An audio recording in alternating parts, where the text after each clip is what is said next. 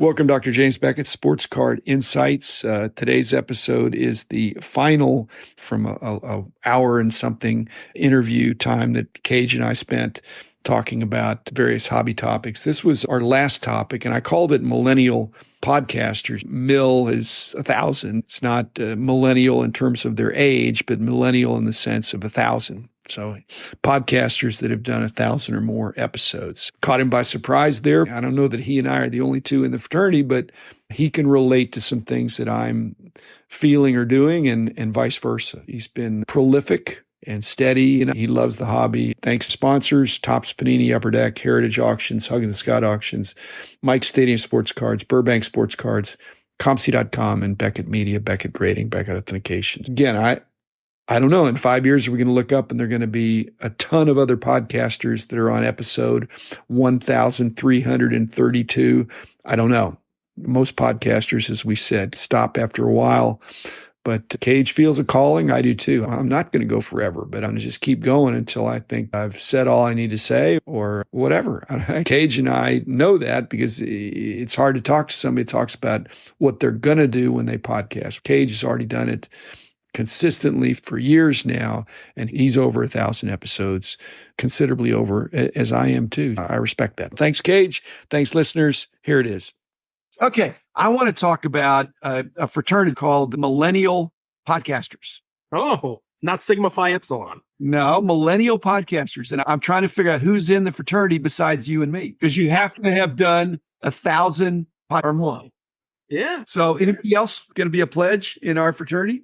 I know they do it weekly and they've been doing it for a long time. Does Sports Card Radio get close to it? I do 20 years of weekly to get. Yeah, they do. It depends what you count as a podcast, right? If they do a couple of videos a week, does it count? I just know they've been around for a long time. They've been around a long time, but they're not quantity, they're quality. They have their own unique brand of talk about loyal fan base. Talk about it. Yeah, absolutely. It is an amazing thing to watch, right? Just be able to energize fan base. But anyway, my point is this Millennial Podcaster group that you and I are the only ones in. What's the secret? Because you had so many episodes with Andrew. I've had a bunch with Rich and other people, but ultimately it's waking up in the morning, whether it's weekly or daily or 3 times a week, and I've got a show to put out. Yep. And so have you had burnout? I don't think I've had burnout. I don't think I've ever run out of topics. I'm not going to run out of guests. Do you feel the same way?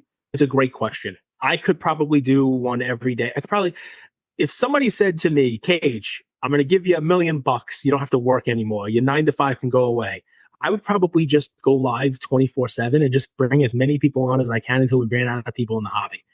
And I think I probably will channel something that you would say also, and it is out of love for it, right? You're not doing this because you need to make money doing it, right? And I think one of the unique aspects for me, and I tried to talk about this a little bit with Andrew yesterday when he came back on my show, was he was doing it as his full-time job.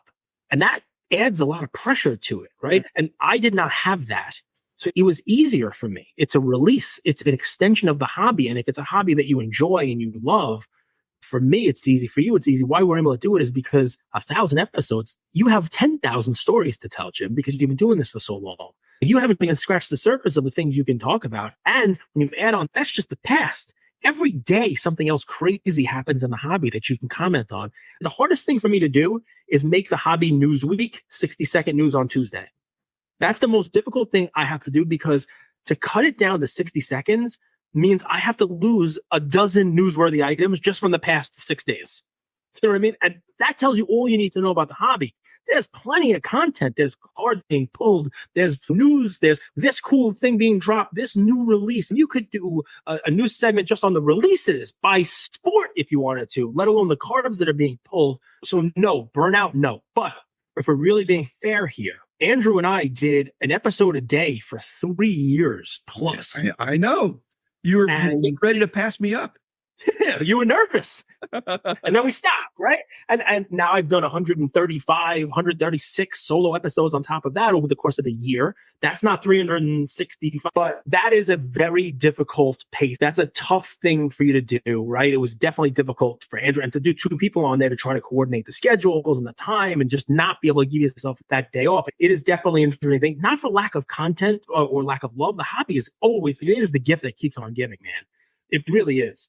But yeah, no burnout. I love it. We're in it. Andrew's in it because Andrew did 1,000 episodes too. So he's got a count, although it's a big show, right? Co-hosts. But I will tell you, after doing the one a day, I definitely have scaled it back. I try to put out at least a piece of content, like 7 pieces of content per week. So it's not one a day, right? But I try to do at least one reel. I do like my Cage 6's rumors. I do my news on Tuesdays. I do at least 2 episodes per week. I do stories, of course, also. I try to make sure that I respond to everyone's DMs. I love it because I'm working, right? I'm still working and I don't care what. But is that the secret? Is that the secret? Because we were talking about Andrew here, and I think it was good for him to step away for different reasons. We talked about that. But in a situation that you're doing every day and you don't have anything else, I think you can be more likely to burn out. Oh, yeah. And so it's your job. A weekly thing is a breath of fresh air. Every day is a chore. It's a double-edged sword, right? Because think about it this way, right? If it's your job, then you have the added stress of, wow, I got to keep doing this because I promised my sponsors. I promised the people, or I got to keep doing it because that's going to be what gets me sponsors. And I said, I'm going to put your ad on 7 days a week and I'm going to do this. Or I got to make sure I do it 7 days a week because that's how I get those sponsors. I got to do this auction episode this night. I got to do this one this night. You got to do it. And you got that stress in it. The flip side is, so prior to a couple of weeks ago, I did the first 100 episodes or whatever, the first couple months of this year without a sponsor. And I love that. I thought it was great. I'm currently doing some auction videos for Alt. I don't know if you've seen them. I've done 2. And I like doing that. I enjoy that type of content also. It's different. But I could see also the other edge of the sword, not being beholden to the sponsors. And if you don't have one, it's very hard to keep doing it because it's human nature to ask yourself, why am I doing this? Maybe your wife or your friends are like, dude, why are you talking to nobody? Why are you and are you getting paid for this? Why are you wasting your time? I've been through that at the beginning with Andrew. We came on, there was no sponsors. We weren't even trying. We were just, let's talk. And it became what it became. Same thing here. So I could see somebody, it's very hard. I read a stat, something like 90% of podcasts stop after the second episode. And 95% of the ones that last after 2 are done by 10. No, so 1,000 is lunacy to somebody that's still, in fact, most of the teasers I get, emails, solicitations are about starting a podcast. Yes. Newsflash, I already started one, but everybody wants to start it. And they said, well, get a couple episodes in the can and put them out there. I'm thinking, wow, not that the ship has sailed, because there's still there's like restaurants. There's always room for another really good restaurant, even though there's some great podcasts out there. But who's on the horizon there that's going to join our club in the next year or 2? Anybody you're listening to that you want to hear more of, or that you're thinking? We're talking about volume. So, Jim, as I'm sure I listen to your stuff because you're like, it's funny, people call me a father figure. You're like a father figure in the hobby, right? You are the hobby. Your name is the hobby. You're able to address issues that are sticky with a level of credibility that people just don't have. And it allows you to fly above the fray. I try to do that myself. I'm not as good at it as you are. And sometimes I get stuck in the mud every now and again. There's plenty of it in the hobby. I wish I didn't. And I usually regret getting in that mud afterwards.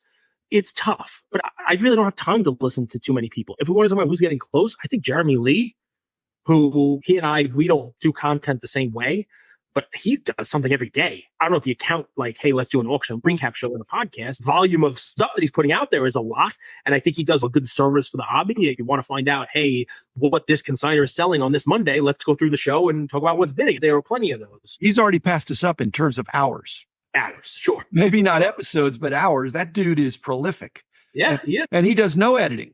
In fact, for every hour, if I do an hour of podcasting, it's at least an hour of editing, probably even more than that.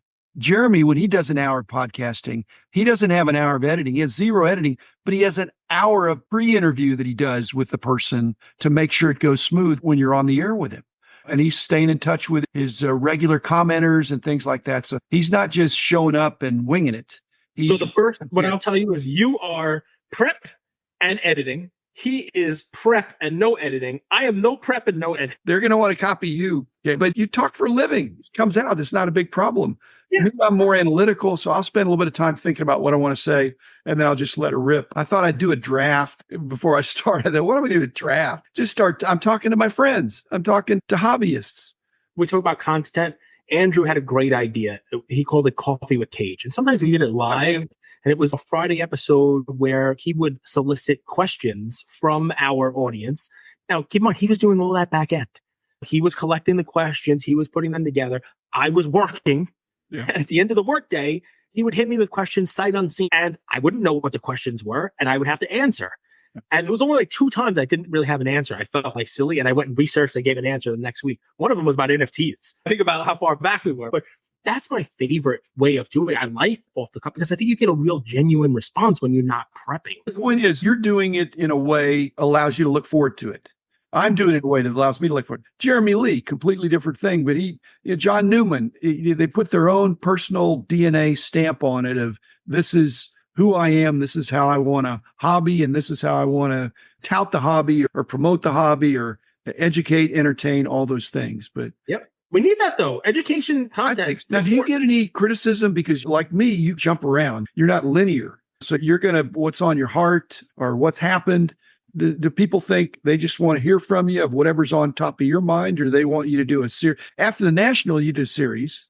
Yeah. You're 10 and get some rhythm with that. But lately, it just seems like you're picking a topic that's free flow, right? It's what I feel that week, that day. Yeah. Honestly, Jim, if I'm being honest, I think the 1,000 or 1,500 people who get it in audio or video combined in the first 24 hours of my show, I've got it to a 15 to 20-minute show. The vast majority of them are listening at the gym or while they do household chores, and they want background noise, and they get to hear my take on the hobby, and that's where the audience is. I don't think that they're tuning in hoping that I give them an auction recap or tell them what's to buy or not to buy.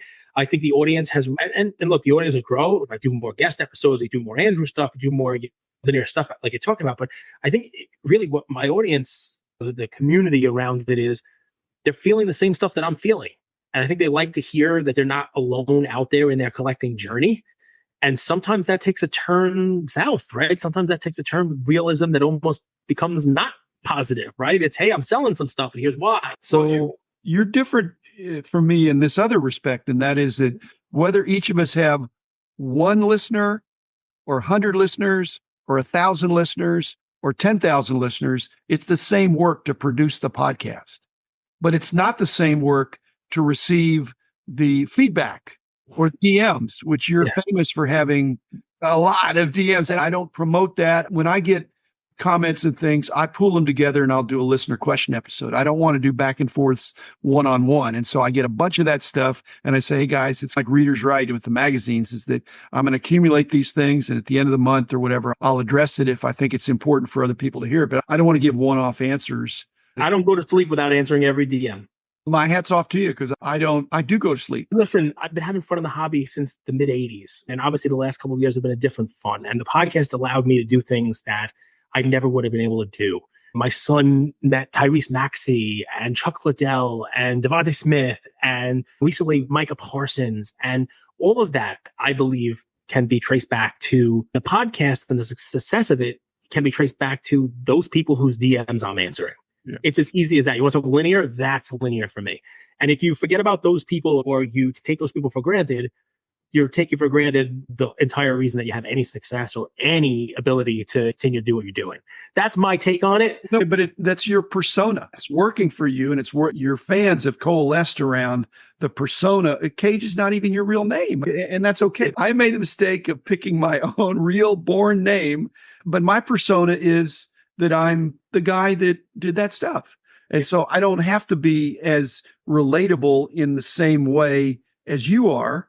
And you're very engaging. So I think we're not talking about your mortality here, but you're leaving something that's going to survive after you. Amazing thing. I hope so. That really is. You're killing my grading company, but that's just now. Just like we talked about, Fanatics is the villain now. Give them 5 years, and they may be everyone's darling. They may. I'm not saying it won't be by doing what they're doing now. They've got to have some fresh initiative. Keep talking about it, and I'll keep talking about it, and hopefully they keep listening. And maybe in 5 years, Beckett has leaned into what they're good at and is charging the ranks. Who knows? No, it better be less than 5 years, Cage. I'll still be around in 5 years, but I expect big things in 5 years from them. In fact, each year they ought to be building. I think they were playing defense the last year, had to clean up some stuff, but now they need to be moving forward. I like it. They should listen to you. That's my story. I'll tell them you said so.